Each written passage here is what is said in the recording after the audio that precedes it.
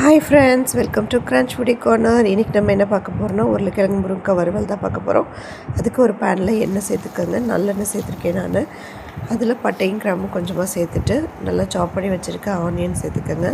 நல்லா ஆனியன் வந்து golden brown ஆகிற வரைக்கும் நல்லா வதக்கி எடுத்துக்கோங்க. நல்லா கோல்டன் ப்ரௌன் ஆனதுக்கப்புறம் இஞ்சி பூண்டு பேஸ்ட் ஒரு ஸ்பூன் சேர்த்துக்கோங்க. அது நல்லா ஃப்ரை ஆனதுக்கப்புறம் நம்ம எண்ணெய் பச்சை வாசனை போனதுக்கப்புறம் சின்ன சின்னதாக நறுக்கி வச்சுருக்க தக்காளி ஆட் பண்ணிக்கோங்க. தக்காளி ஆட் பண்ணிவிட்டு நான் கொஞ்சமாக மஞ்சத்தூளும் உப்பும் சேர்த்துக்கோங்க. சேர்த்து நீங்கள் லிட் போட்டு மூடி வச்சிங்கன்னா சீக்கிரமே வதங்கிடும்.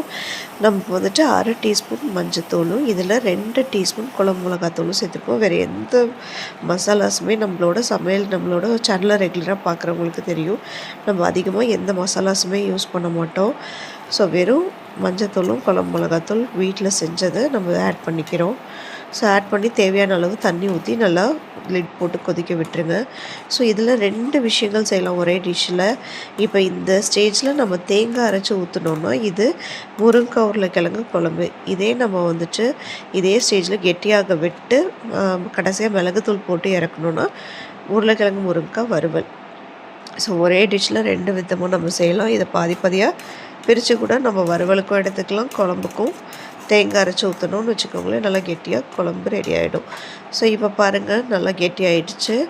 இன்னும் அடுத்த ஸ்டேஜில் நம்ம வந்துட்டு மிளகுத்தூள் போட்டு நல்லா எண்ணெய் திரியிற வரைக்கும் இப்படியே கிண்டி விட்டுட்டே இருந்தோம்னா நம்மளுக்கு வறுவல் அல்டிமேட் டேஸ்ட்டில் ரெடி ஆகிடும்.